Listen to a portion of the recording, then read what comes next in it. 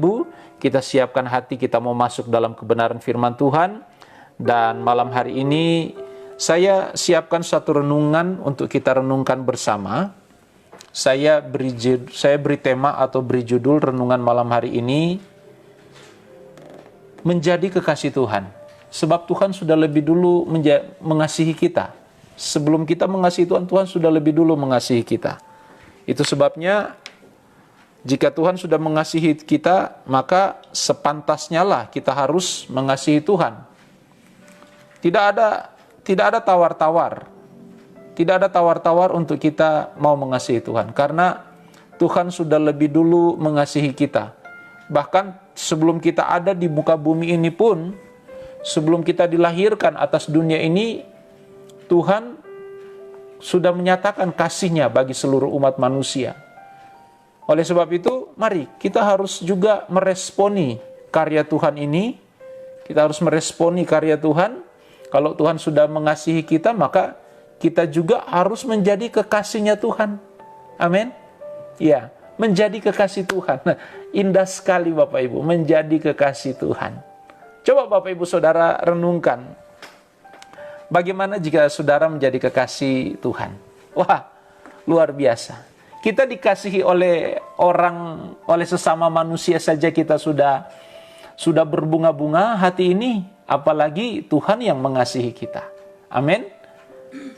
Nah, kalau Tuhan sudah mengasihi kita, maka kita juga harus menempatkan posisi kita sebagai kekasih Tuhan. Kita harus menjadi kekasih Tuhan. Sebab Tuhan sudah mengasihi kita lebih dulu. Bapak Ibu, tema malam hari ini, kebenaran malam hari ini, saya persiapkan untuk mau mengajak kita semua untuk merenungkan kebaikan Tuhan. Kalau Tuhan sudah mengasihi kita, sekarang kita juga harus meresponi kasih Tuhan. Dengan menempatkan diri untuk menjadi kekasih Tuhan, menjadi kekasih Tuhan yang sungguh-sungguh dirindukan oleh Tuhan.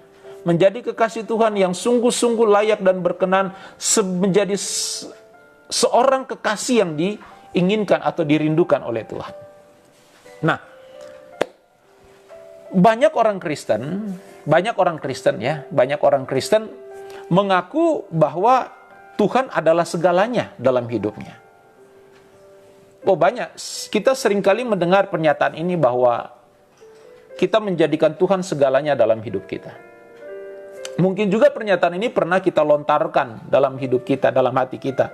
Kita pernah utarakan itu di dalam doa-doa kita.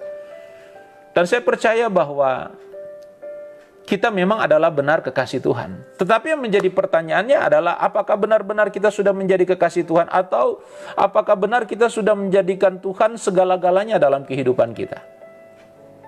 Nah, ini yang perlu kita renungkan. Benar, apa benar? Kita sudah menjadikan Tuhan segala-galanya dalam hidup kita. Ayo, kita renungkan. Bapak Ibu, kita harus jujur. Pribadi lepas pribadi dengan Tuhan malam hari ini.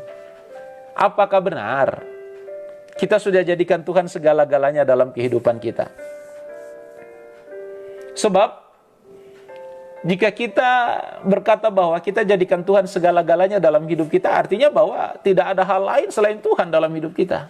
Tidak ada yang lain. Kalau masih ada hal yang lain yang dapat memuaskan hidup kita selain Tuhan, kita belum bisa disebut menjadikan Tuhan segala-galanya dalam hidup kita.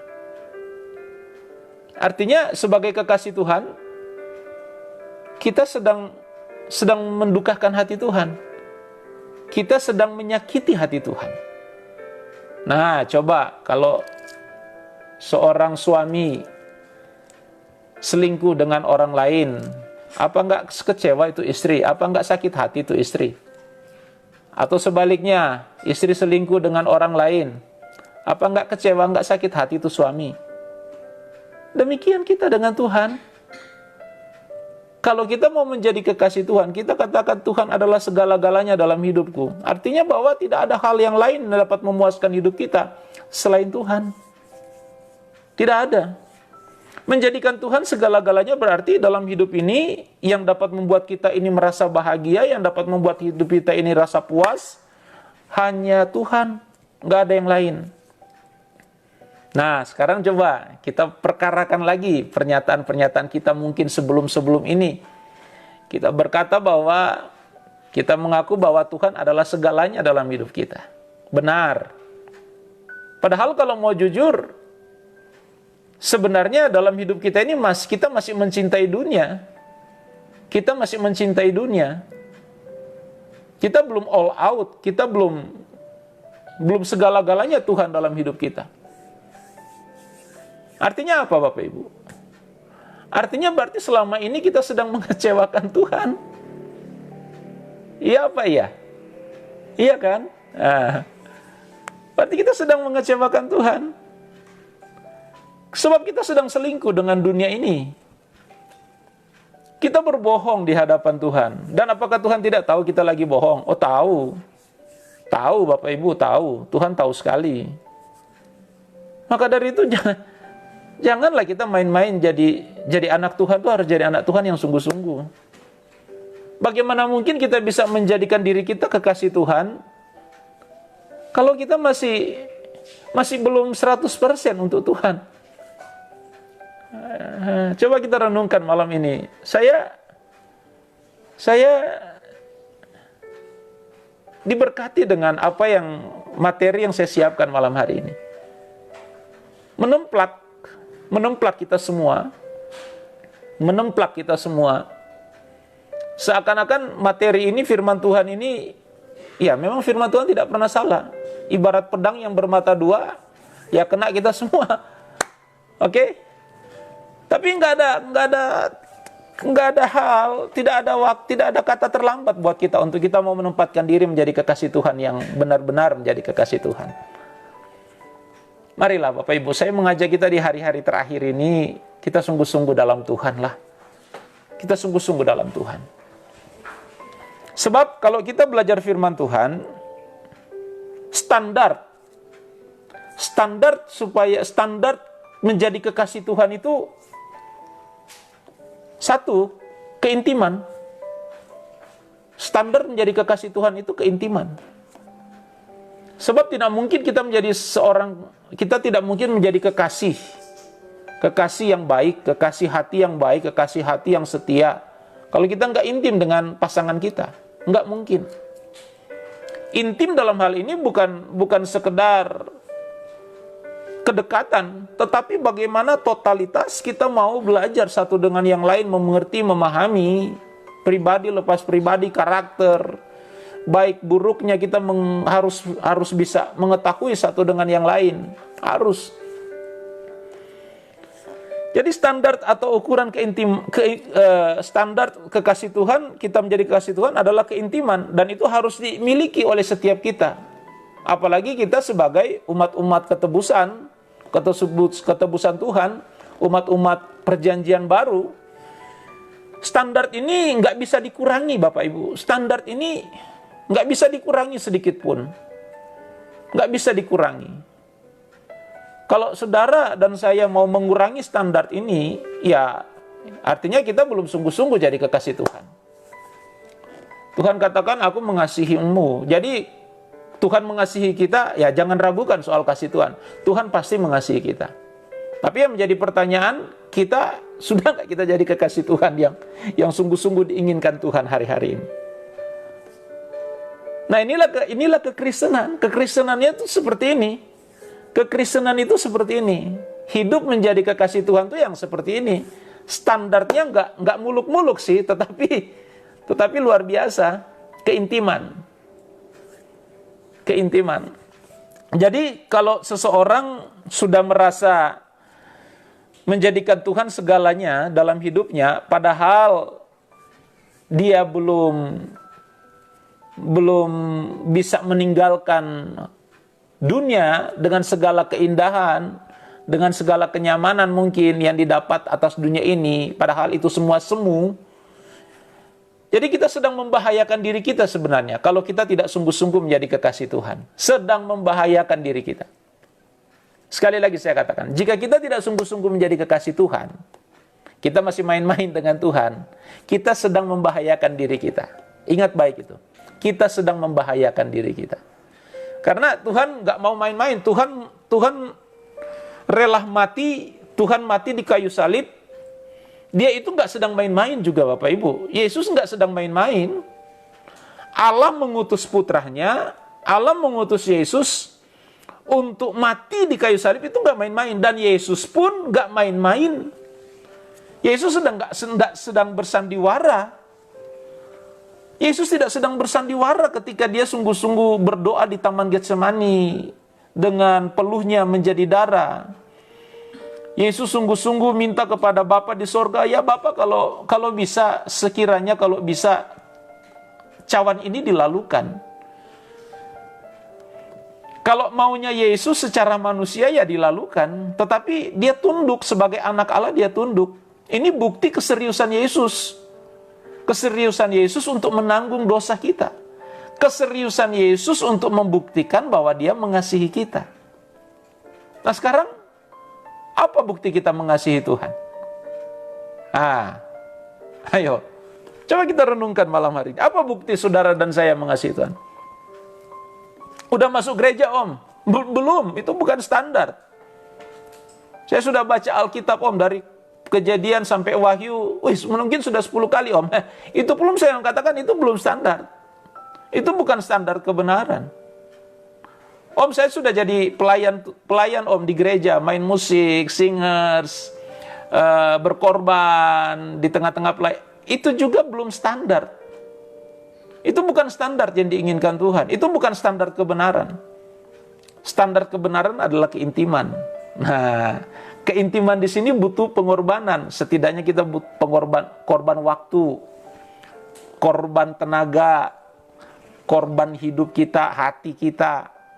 Kenapa harus korban hati? Karena terkadang hati ini lebih condong untuk menikmati dunia daripada mengikuti kehendak Tuhan. Harus korban itu.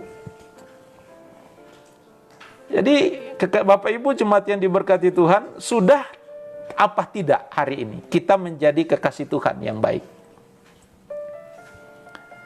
Nah, sejatinya tujuan hidup kita hari-hari ini adalah untuk menjadi kekasih Tuhan. Karena Tuhan akan datang kali yang kedua menjemput kita sebagai pengantin. Ingat itu. Menjemput kita sebagai pengantin, bukan menjemput kita sebagai status kita sebagai pelayan Tuhan. Bukan menjemput kita status kita sebagai gembala sidang, tetapi sebagai pengantin.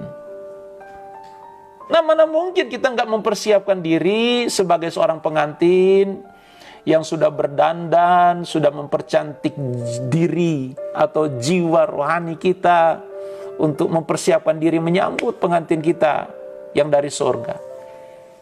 Jadi Bapak Ibu, kalau Tuhan menciptakan, kalau di Taman Eden Tuhan menciptakan dua insan manusia, laki-laki dan perempuan. Nah di sana terbentuk suatu hubungan yang indah, yang mesra, hubungan cinta yang luar biasa, hubungan cinta yang indah kalau kita belajar dalam peristiwa atau kejadian di Taman Eden. Nah kalau ini Tuhan bisa buat sedemikian indahnya antara manusia, perempuan dan laki-laki, dalam hal ini Adam dan Hawa. Kalau Tuhan bisa menciptakan dua insan ini dan mereka menjalin kasih yang begitu indah sebelum jatuh dalam dosa, apalagi kita sebagai umat percaya, Tuhan lebih merindukan suatu kisah cinta yang luar biasa antara kita umatnya dengan Tuhan sebagai pengantin kita. Tuhan lebih dapat menciptakan hubungan yang lebih indah dari peristiwa Taman Eden. Tuhan lebih dapat menciptakan hubungan yang indah antara dirinya dengan kita umat-umatnya. Bahkan jauh lebih indah dari peristiwa cinta kasih yang terjadi di Taman Eden. Coba mari kita renungkan. Apakah kita sudah menjadi kekasih-kekasih Tuhan hari ini? Atau kita masih selingkuh dengan dunia ini? Kita masih, sampai hari ini kita masih membuat Tuhan kecewa dan menangis mungkin. Mari kita jadi kekasih Tuhan yang baik, yang indah bagi Tuhan. Nah, satu hal juga yang perlu kita renungkan adalah bagaimana kita, khususnya sebagai orang-orang percaya, menempatkan diri menempatkan diri dengan benar, menempatkan diri pada posisi yang benar untuk mempersiapkan diri menjadi kekasih Tuhan yang indah. Nah, di sini juga menjadi tugas saya sebagai gembala, tugas saya sebagai hamba Tuhan, tugas kita semua sebagai pelayan-pelayan Tuhan, khususnya yang Tuhan percayakan untuk mengembalakan umat-umat Tuhan.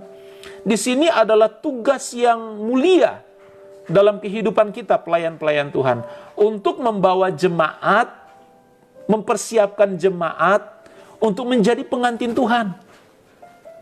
Dengan apa?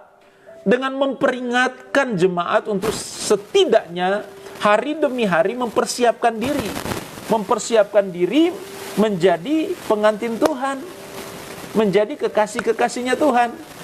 Nah, hamba-hamba Tuhan harus berorientasi pada berita-berita atau pesan-pesan seperti ini untuk jemaat. Jangan sampai kita hamba Tuhan, pelayan-pelayan Tuhan, gembala, penginjil, mengajak jemaat untuk tidak mempersiapkan diri untuk menjadi kekasih Tuhan. Nah, ini berakibat buruk, berakibat terpisahnya umat Tuhan dengan Tuhan sebagai kekasih Tuhan, sebagai kekasihnya. Maka dari itu, jemaat tidak dapat menjadi mempelai Tuhan kalau kita hamba Tuhan masih ada percintaan dengan dunia. Nah, bagaimana kita mau mengajarkan jemaat, bagaimana kita mau mengajak jemaat untuk menjadi kekasih Tuhan kalau kita pendeta juga masih selingkuh dengan dunia? Nah, ini kan bocengli namanya. Bocengli. Jadi mari kita harus serius. Kita harus serius, tugas kita hamba Tuhan mempertunangkan jemaat dengan Tuhan benar, harus memperkenalkan dengan benar. Karena ini adalah hal yang indah buat kita lakukan dalam pelayanan. Kapan lagi kita dapat mau menjadi berkat bagi jemaat kalau tidak hari-hari ini, yaitu mempertunangkan jemaat dengan Kristus sebagai mempelai. Jadi Bapak Ibu, mari, selama kita masih diberi kesempatan, kita masih diberi waktu hari-hari ini, mari kita persiapkan hidup kita lebih indah lagi. Nah, inilah yang saya boleh sebut satu anugerah yang besar, anugerah yang indah, anugerah yang dahsyat, yaitu kalau kita dimungkinkan untuk masuk dalam persekutuan dengan Allah, yaitu menjadi kekasihnya. Inilah anugerah yang indah. Nah, anugerah jangan seenaknya kita menafsirkan anugerah ini semau-maunya kita, hanya untuk kepentingan kita, hanya untuk pemuasan kebutuhan jasmani. Anugerah hanya untuk sisi kita manusia, tidak melihat dari sisi Allah. Nah, dari sisi Allah, anugerah yang benar itu adalah bagaimana kita dimungkinkan, kita diberi kesempatan untuk masuk di dalam persekutuan yang indah bersama dengan Allah, yaitu menjadi kekasih-kekasihnya Tuhan. Nah, ini yang menarik sebagai orang Kristen, ini yang menarik untuk kita jadi anak-anak Tuhan yang murni, anak-anak Tuhan yang berkenan, anak-anak Tuhan yang memiliki kodrat ilahi. Luar biasa jadi orang Kristen itu sebenarnya Bapak Ibu, luar biasa. Dan saya boleh katakan bahwa anugerah yang Tuhan berikan dalam hidup kita, yaitu kita diberi kesempatan untuk masuk dalam proyeknya yang besar, dalam proyek Allah yang besar, dalam persekutuan Allah yang indah, yaitu kita menjadi kekasih Tuhan. Ini adalah sebuah kehormatan. Nah, ini dia. Ini adalah sebuah kehormatan dari Tuhan bagi kita yang melebihi kehormatan apapun yang dapat kita raih atas dunia ini. Nah, banyak kita orang Kristen lupa dengan hal ini. Kita lebih berlomba-lomba mengejar kehormatan dunia, kehormatan yang diberikan oleh manusia, ketimbang kehormatan yang Tuhan berikan dalam kehidupan kita, yaitu kita dimungkinkan untuk masuk dalam persekutuannya yang dahsyat, yang besar, yang indah. Ini kehormatan yang ajaib, ini kehormatan yang melebihi kehormatan apapun di bawah kolong langit ini, dan kehormatan apapun yang diberikan oleh manusia atas kita. Nah, ini yang perlu kita kita pahami dengan benar dan baik, Bapak Ibu. Ini kita harus jadi kekasih Tuhan. Harus jadi kekasih Tuhan yang benar-benar mempersiapkan diri menyongsong kedatangan Tuhan, mempersiapkan diri untuk supaya sungguh-sungguh menjadi kekasih Tuhan yang berkenan, bukan kekasih Tuhan yang abal-abal. Karena banyak orang Kristen hari-hari ini menjadi kekasih Tuhan, tapi kekasih Tuhan yang abal-abal, Bapak Ibu. Yang abal-abal artinya tidak sungguh-sungguh mau menempatkan diri sebagai kekasih Tuhan. Tidak sungguh-sungguh. Nah, ini membahayakan diri kita, tadi saya katakan, membahayakan diri kita. Membahayakan kenapa? Kita akan terbuang selama-lamanya keluar dari hadirat Allah. Jadi,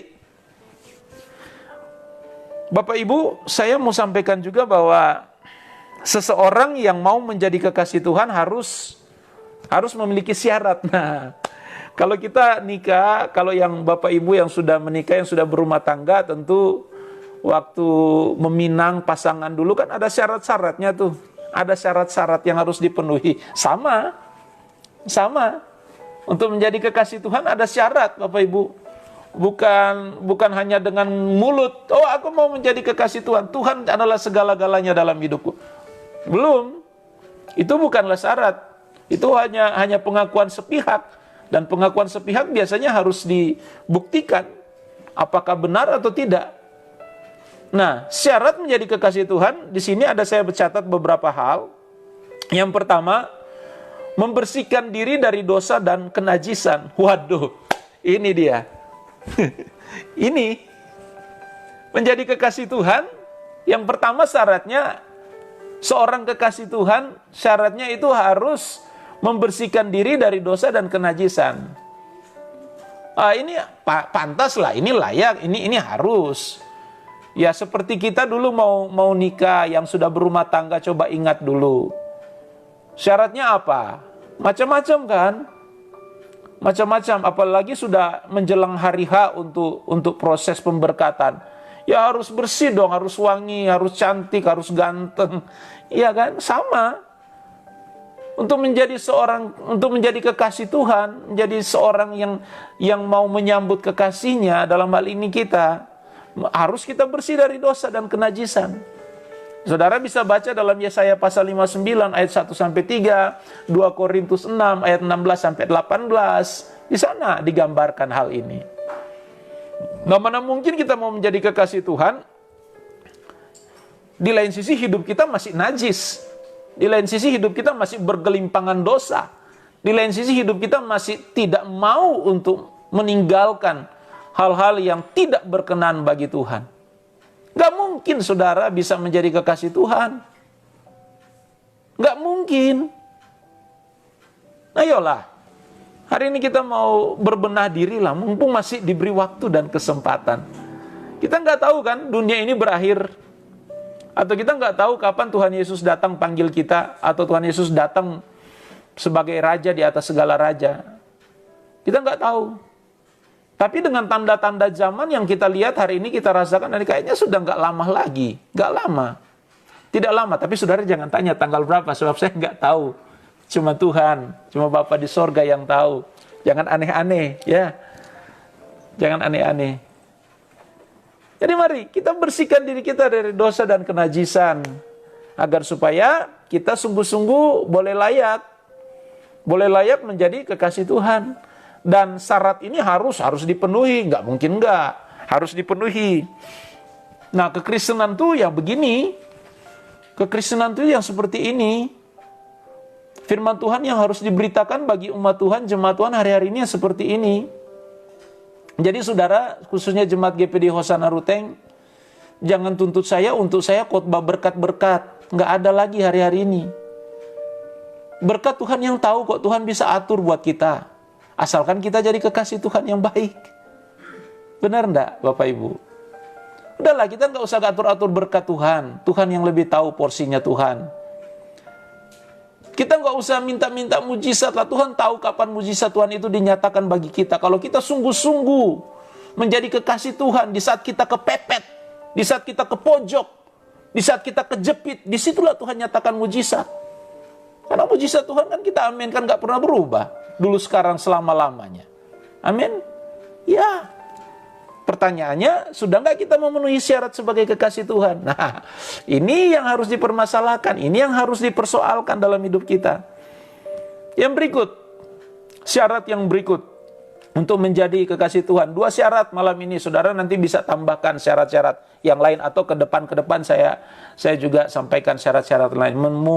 Mengingat waktu, dua syarat ini. Yang pertama, kita harus membersihkan diri kita dari dosa dan kenajisan. Yang kedua, memiliki rasa haus akan Tuhan dan merindukan Dia. Memiliki rasa haus yang besar akan Tuhan dan merindukan Tuhan. Nah, nggak mungkin kita jadi kekasih Tuhan kalau nggak ada kerinduan yang besar. Nggak mungkin kita menjadi kekasih Tuhan kalau kita nggak punya kehausan, hasrat, passion, apalagi semangat, apalagi. Ya, yang seperti itulah untuk menjadi kekasih Tuhan. Ini harus ada. Nah, 2 hal ini harus dipenuhi, 2 syarat ini harus dipenuhi untuk menjadi kekasih Tuhan. Kalau enggak, jangan mimpi deh. Jangan mimpi jadi kekasih Tuhan. Jangan mimpi jadi kekasih Tuhan. Jadi 2 syarat ini harus kita penuhi, Bapak Ibu. Masih banyak, masih ada beberapa syarat. Tapi setidaknya 2 syarat ini kalau kita pahami, kalau kita mengerti dengan baik, maka sungguh posisi kita sebagai kekasih Tuhan itu sah di hadapan Tuhan. Maka palu diketok, tok, tok, tok. Nah, puji Tuhan. Jadi begini Bapak Ibu. Jadi sekali lagi, hidup ini adalah kesempatan. Jangan sia-siakan waktu ini. Maka dari itu tadi saya mengajak saudara untuk nyanyikan hidup ini adalah kesempatan. Karena waktu yang kita jalani bukan kayak tape atau video kaset video yang kita dapat putar seenaknya, balik seenaknya. Nggak mungkin. Hidup ini jalan terus, nggak mungkin mundur, jalan terus. Nah, setiap kita bangun pagi, waktu itu berkurang. Setiap kita bangun esok hari, waktu itu berkurang. Waktu itu berkurang, nggak bertambah. Jadi kalau kita bertambah usia, mestinya ya selamat, waktumu berkurang 1 tahun lagi. Jadi mari kita renungkan, hidup ini adalah kesempatan yang luar biasa untuk kita menjadikan diri kita sebagai kekasih Tuhan.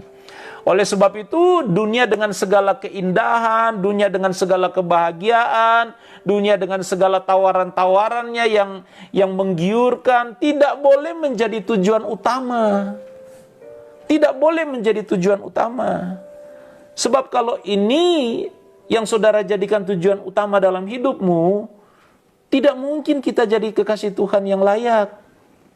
Jadi om bagaimana? Nah, pertanyaannya kan begitu. Jadi om bagaimana? Apakah kita sudah nggak bisa kerja? Apakah kita sudah nggak bisa meraih mengumpulkan uang dan lain sebagainya? Oh, salah kalau saudara berpikiran seperti itu. Bekerjalah seperti biasa. Beraktivitaslah seperti biasa. Maksimalkan dirimu, potensimu, kelebihanmu, apapun itu, talenta, kembangkan itu. Kembangkan. Dan ketika saudara diberkati dalam segala usaha, dalam segala pekerjaan, kelolalah segala berkat itu dengan baik. Maksudnya apa? Pakai segala sesuatu yang Tuhan berikan bagi kita untuk kita mengikatkan diri kita dengan Tuhan. Hidup ini adalah kesempatan. Jadi kesempatan apa? Kesempatan untuk kita memperbaiki. Kesempatan untuk apa? Kesempatan untuk kita lebih indah bagi Tuhan. Berkat yang Tuhan percayakan, pakai itu untuk menyenangkan hati Tuhan. Kalau Tuhan berkati saudara, kembangkan berkat itu. Modal usahamu jangan dibuat habis hanya untuk kepentingan diri, tetapi sisihkan modal untuk kita kembangkan berikut lagi. Apa berkat yang Tuhan berikan, yaitu yang kita nikmati. Sebagian yang Tuhan gerakkan hati saudara untuk memberikannya atas pelayanan, monggo silakan. Itu yang benar. Bukan segala sesuatu hanya untuk kepentingan dan kepuasan kita secara pribadi tanpa kita mengingat Tuhan. Nah, ini yang salah. Jadi karena hidup ini adalah kesempatan yang luar biasa untuk kita jadi kekasih Tuhan. Oleh sebab itu, dunia dengan segala keindahan, dengan segala kenyamanan, dengan segala tawaran-tawaran, kita tidak boleh jadikan itu sebagai tujuan utama. Tidak boleh jadikan itu sebagai tujuan utama.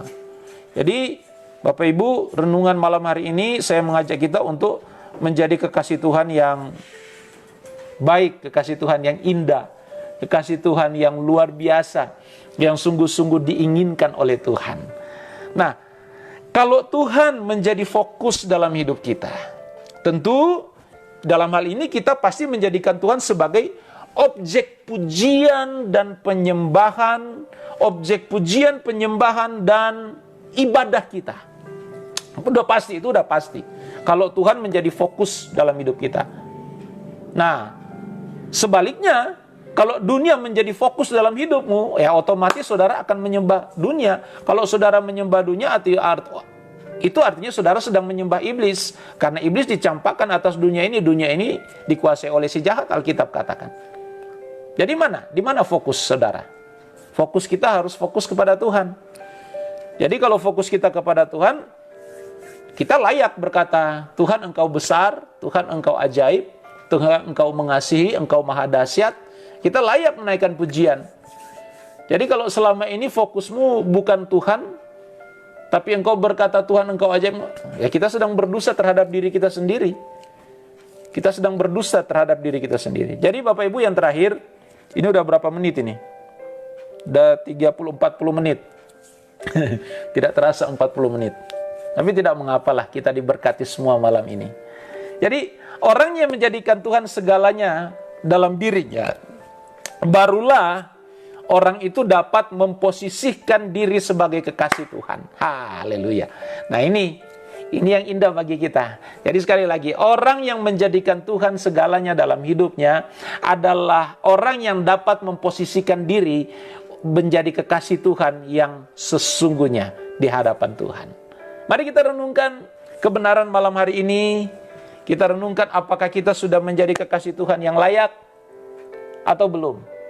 Tapi nggak ada yang terlambat, tidak ada hal yang mustahil bagi Tuhan. Tidak ada kata terlambat bagi Tuhan. Kalau hari ini kita berkomitmen mau menjadi kekasih Tuhan, kita mau buktikan perkataan kita bahwa Tuhan adalah segalanya dalam hidup kita. Ayo buktikan. Buktikan itu. Buktikan di hadapan Tuhan. Pembuktian di hadapan manusia nantilah nomor sekian. Tapi buktikan di hadapan Tuhan bahwa sungguh Tuhan adalah segalanya dalam hidup kita. Kalau kita sudah memposisikan Tuhan segalanya dalam hidup kita, maka di situ kita layak untuk menempatkan diri kita sebagai kekasih-kekasih Tuhan. Amin, Bapak Ibu. Tuhan Yesus memberkati.